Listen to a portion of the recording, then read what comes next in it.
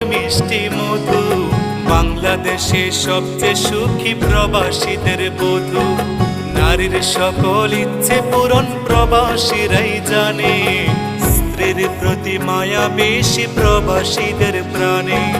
পরিশ্রমের অল্প টাকায় অনেক বরকত হয়, মনের মতো পাইলে বধূ সবই মধুময়।